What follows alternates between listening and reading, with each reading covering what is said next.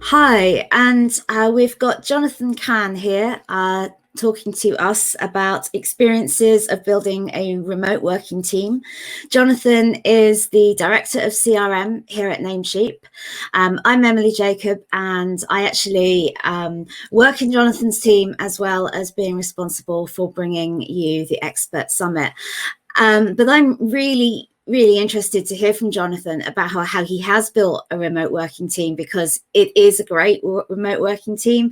And in my solopreneur business, I'm actually starting to build out and have people working with me. And I really want to understand how best to do that. So Jonathan, first of all, would you like to introduce yourself and your background a little bit more? Okay, thank you, Emily. And good morning, good afternoon, everybody. Yes, so I've been working for Namecheap probably about 5.5, nearly 6 years now. I was brought in to build a CRM team from scratch, which was exciting. It's very exciting. For those who don't know, Namecheap is very different to many companies out there, because predominantly we are remote workers as a whole. I think now, obviously, with lots of lockdowns all over the world, everybody's remote working. But even before that, there was at least 40 to 50% of the team were remote working. The attitude is more to actually recruit based on skill set and attitude, rather than driven by where the office is and people traveling to the office, which I think is really interesting. When talking to lots of people about it, it's very rare. Obviously, now with slightly different in the world today, I think that's going to be more and more prevalent around. I've worked for big companies and very small agencies, but often with a lot of remote working and flexibility within that. So I've got a little bit of experience from that side of things. And so I've been lucky enough to build that team from scratch. So that's really, I wouldn't say my life story to date, but that's where I am. What would you say are the key things you've learned in building the remote team? Firstly, hire the right person. I think it's quite a standard answer. You get a job description, you send it out there, and you want to hire the right person. That's great, because that's based on skill set. That's based on what you want. But I think the key to it is really how they work. Because what you need to do is you need to provide them with the trust, and you need to have the trust back to deliver. So I think this is how they work. Can they deliver more than the job description? Can they deliver without keep asking you? Because you can't micromanage in the remote working world. It's very difficult to micromanage, and in fact, it's probably a very good thing you can't micromanage. But also, you have to allow people to do the work. I looked back on this, and I firstly thought it was based on maturity and experience. I used to say that actually remote working for juniors is really, really hard. I've had two people in the same role. One was actually the guy did the job, but had issues about actually doing the next piece of work. He had to be told what to do. He was always struggling. When he had a problem, he'd wait for an answer rather than seeking the answer. Sadly, he left, and then we recruited somebody who was in similar age, similar experience. This person not only didn't ask questions, they went and found answers, and then they went and did the work. And then their job description, they did more than their job description. And that's based on attitude. That's based on desire. And I think that's the key, is not necessarily just the job description. It's about how they work. So when you go and start to recruit, whether it is for a team or looking for people to help you build your idea or your role or your business, look for those people who can give you +1, give you that little bit more. That's absolutely what I'm discovering. I've currently got 3 people who are working with me on my other business, and I've found that they need quite a lot of help to tell them what to do and how to do it. But there's one of them who is really sort of just saying, oh, I can take this blog and I can create these different social media assets from it. And she's taking the lead on doing that. And that takes so much stress away from me. So yeah, it's definitely on the attitude, not just on the skill set of what they're doing. Yeah, I think the key to this though is there's 2 points. Firstly, get the right person, okay? But then you've also got to set clear objectives. Yes. I think I'll go back to my consultancy days, which I loved and I hated at the same time, because you learn an awful lot about yourself, but also you learn a lot about how other people work. And there are 2 clients I worked for. One, we went and got the brief, which is fine. Everybody needs a brief. And then we went off and did the work. 3 weeks later, we came back and provided and went, da-da, look at this. And they went, oh, that's not what we asked for. And the critical point about this is you communicate what you want. The brief is great, but also you need to understand what's the deliverable. So what do you expect? How does it look? How does it feel? Is it a PowerPoint? Is it a document? Is it a quote? What are you actually looking for? And then get that in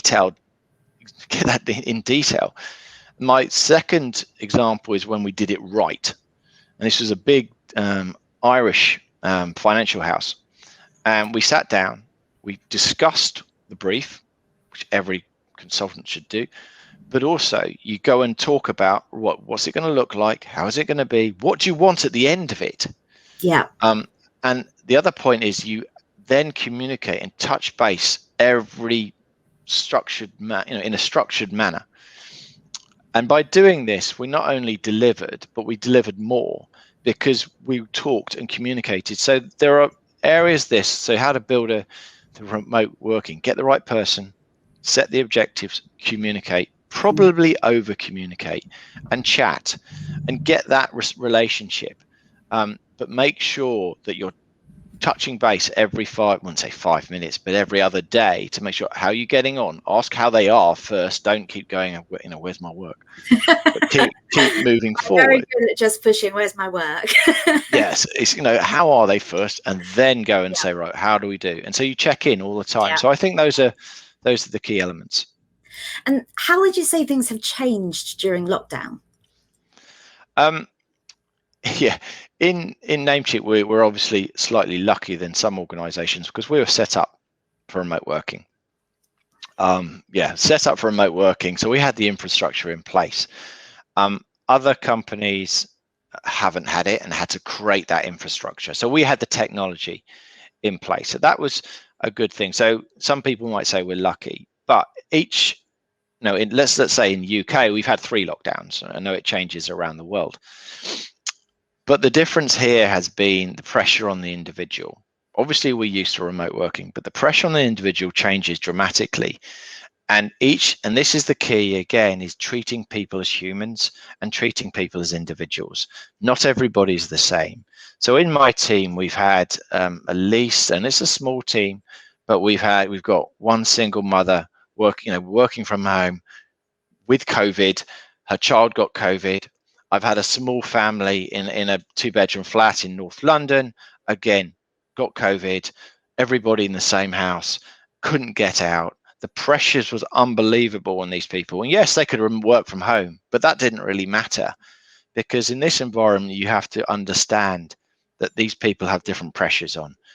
And I think this is a good thing that, again, Namecheap, and not just talking about Namecheap all the time, but there is an attitude that the person comes first, your health comes first, and that's the key. The presentation can wait, the quote could wait if people understand. And I think that's what I think is really important, is that you have to treat everybody exactly the same, or not exactly the same, but you have to learn from each individual and understand what pressures they're under, and then you can change and alter your attitude and alter how you work with them. The other point about how things are when everybody's doing Zoom calls, everybody's on conference calls, is accept there are going to be interruptions. I'm surprised actually I haven't had an interruption yet in the last 10 minutes because normally it happens. You set up a call, the doorbell rings. the delivery happens. Your supermarket delivery happens exactly the time that you're meant to on a very important call, or your children interrupt. I think, again, the best environment, and I've seen it done, and we do it here, is if your child comes to interrupt, get them on your knee, get them to talk to people, not only because it provides a level of humanity into a technical world that we live in, but it actually reduces the stress level that you're under, because people get interrupted. And I think that's just accept it and move on. The worry about, oh my God, my child's going to come in, I'll push them away. We've all seen the BBC YouTube video of the reporter trying to manage their 3-year-old running around at the same time. Doesn't work. So just accept it and embrace it. Yeah. It takes a lot of the stress away of fearing that somebody's going to come and interrupt, if you know that it's going to be okay if they do. Yes, totally. And I've seen one of individual walked away from their presentation in the middle of a collab call or a big conference call to pick up a delivery, and it was like everyone went, "Oh," and it was just accepted. That was me. It might have been. So, what do you think are the key elements to successful remote working? I think the first point is a bit of structure. I'm lucky enough to be very structured. I think my wife would probably complain about that, but I structure and get your day sorted out. Make sure you start at a certain day and you finish. I think the critical element is you finish at a certain time. Again, for those who are building their own company, sometimes they want to work all day, every day, but that's not necessarily good for your soul. That's not good for your mental health, in my opinion. So actually understand when you're going to stop. Take regular breaks. I think there's a really interesting example. I was speaking to some of the guys at Vodafone in the UK, and they found the whole team, I think at the beginning of the year, the whole team went remote working, and suddenly their productivity went through the roof for about 3 weeks, because everyone wanted to prove that I can work from home and I'm really, really efficient. Fantastic. 3 weeks later, that went down. The productivity fell off the cliff because they burnt out. And then it came back to normality. So you have to take regular breaks. So I try to take a regular break every 40 minutes. It's not always happens, but it's like, can I take a break? I took a break before this because I wanted to be fresh in my mind. You cannot work constantly. I think the concentration level is 40 minutes max, and then your concentration. That's like the Pomodoro technique thinking, isn't it? I think that's 35 minutes and take a break. Is it 35 minutes? Yeah. Yeah, you know those phrases better than me. You can't focus as a human being for that long. Okay. Another element is to actually make sure you get outside. Specifically in lockdown, sometimes the walls get closer and closer because you're working every day. You live every day in certain times, in a 1-bedroom flat. So get outside. We have a lot of technology allow us to make phone calls outside. And I've seen a variety of clips of people walking miles while taking calls. And I think that's really, really important. You don't necessarily have to have a face-to-face video conference call, but also speak, walk outside, take breaks outside, breathe the fresh air. I think that's really important. Another area that I lucky enough is to create a structure or place where you can work, that you can come back in. So there's a difference between when you sit down in one chair and then when you walk outside. Is because this is work and this is home life. And I think this is one of the big points that people have struggled with, is they found that your work life is starting to drift into your home life. And I think that is driven predominantly because people aren't commuting. So that natural break between when you get on a train, when you get in a car, when you cycle or walk, is actually lost. And so people get up, get on their technology straight away, answer questions over breakfast, into work, answer questions at night, answer questions when they're at home. So another element, and some people will feel incredibly frightened. I know my team don't like it when I say turn your technology off. Actually turn it off. It'll frighten people, but actually it will give you a tiny bit of leeway. I think no one wins a medal for 24/7 working. You can't do that. It's the curse of the solopreneur as well. I know that I get pulled into it because you want to work on your business. You really want it to happen, but it's so important to have to make the boundaries of time and place, so that you work in a certain place in your home and you relax in another part of your home. I am terrible with bringing the phone part of work with me into the breaks, and you've told me off several times for being around when I'm not supposed to be around. But it's something that you really I think you really do have to learn, especially as a solopreneur, and for everyone who's now working at home, is to have the clear boundaries of when you're working and when you're not working, and also where you're working and where you're relaxing in your home. I think you're exactly right. Your performance will increase as well, because you will have that space, because you will know that. I mean, again, I'm lucky enough to have that structured thinking that I take my kids to school. So that is great, because it gets me out of the house. It gives me that natural break. As soon as I get back, have an espresso and then work. So I've had that natural break, and you can build that into your work life. Is you could go for a run, watch breakfast TV if you wanted to, all of that side of things. Read the papers, why not? You could be on technology, but again, you're having that natural break between what you do. I think also as a team leader, you've also got to understand is your behavior drives the behavior of your team. And again, another example is that I think one of my senior managers used to ask questions on a Sunday night.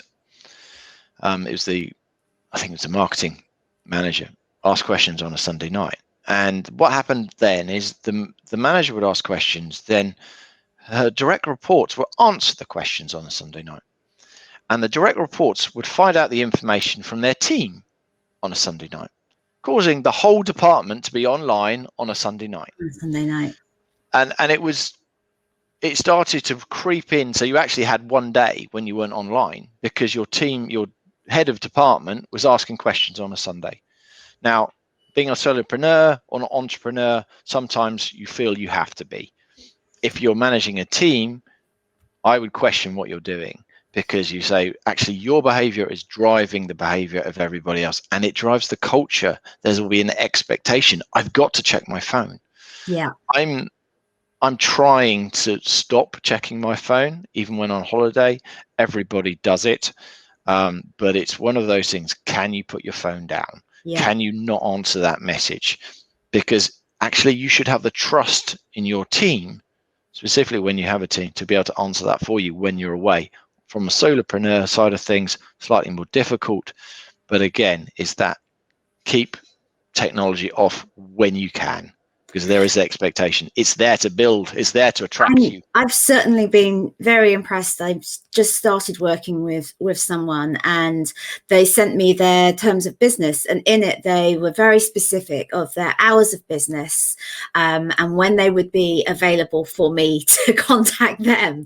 They're working for me, but freelancing. But they're very specific. I was very impressed. It felt like I was very clear on what their boundaries were, which meant that I could be much clearer on my boundaries too.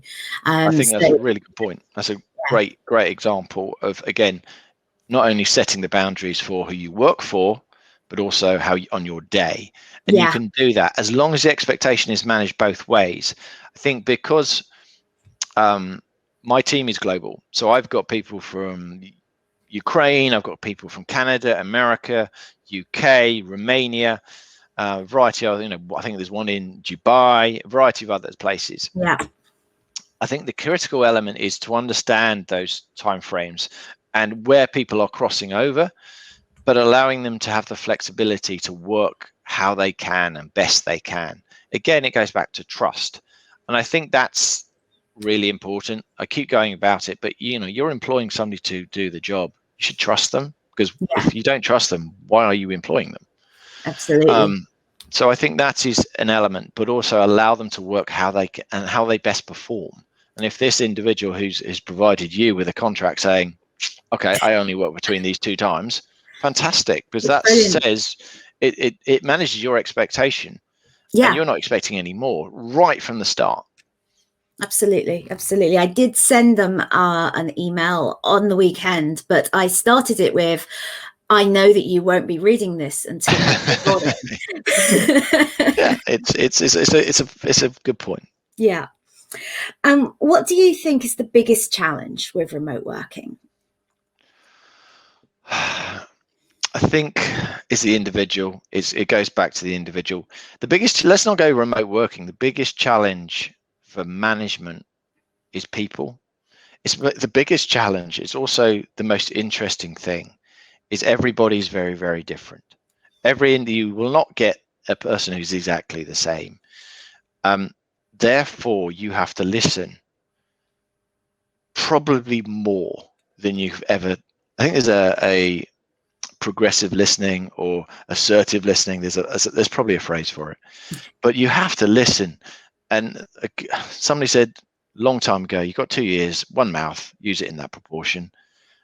If you find yourself talking too much, you need to have a word with yourself, because if your team or your clients or your suppliers, listen to what they're saying, listen to how they are, ask them how they are, but also listen exactly, and then ask questions, because then you can get information out. I think that's the hardest part is remote working, and it's probably taken me a while as a human, as a manager, to go and say, right, I've actually got to really, really, really listen to this, because it's very tiring, but also will give you more information. And if you listen to a person, they're going to trust you more, because you can actually answer their question rather than you drive your agenda. That's not going to drive a level of trust between 2 parties. And I think that is the critical side of things. As a coach, you're always taught as well to listen for what's not being said. Yeah, it's really critical. Those quiet pauses. Yeah. Just don't say anything. Let them speak, because let them speak, because I know I'm talking a lot now, but that's the purpose of this. I know, but it's a strange one, because often you have managers who like the sound of their own voice, who like to talk about people to people, not actually have a conversation. And that's where remote working, you have to have a conversation. Yeah, absolutely. And is there anything else you'd like to say around the specific leadership style that needs to be adopted for remote working? I don't think there's one way of doing it. I think leadership style, again, between an office, between a football pitch, on a office, remote working, doesn't really matter. You can read as many books as you actually like about leadership, and they'll all be subtly different. It's based on who you are and as an individual and what you've learned. And I think the biggest phrase which I hang on to is, every individual has learned from somebody, but also, the managers that you didn't like. I've had managers to throw chairs in offices before. I've had managers to tell me they didn't like me. I've had managers who said they're not happy and therefore they don't let people speak. Well, don't be them. Yeah. Because I think that's really, really important. It's like, you've learned from other people. Use the bits that are the people you love, the people who you love to work for. Those are the ones you want to work for. Those are the ones you want to emulate, rather than the ones who created the fear. Now, there are different styles of management. The style that works for me is, again, listening, conversation, understanding. If you can do that, then you create empathy. You create that understanding how that person works, how they need to, where you need to praise them, where you need to create the feedback, where you need to devise, okay, we need to stretch you a bit here, we need to push you a bit here, or the ones you just say, go for it, actually learn. And I think that's the other bit. You've got to learn, they've got to learn. The team is an illustration of you. It is set by your rules, it's set by your culture, it's set by your guidelines, but you've got to understand they're humans. And often we forget, because everybody's got a different journey, everybody's going in different directions, no one's going in the same place at the same time. So how can you help them to help you at the same time? And it goes back to an entrepreneur, solopreneur, is actually you're helping. Can you help an individual to help you at the same time? Then it's a win-win situation. Yeah, absolutely. Jonathan, it's been fascinating and wonderful to talk to you and chat to you about this today. Thank you so much for your time. Thank you.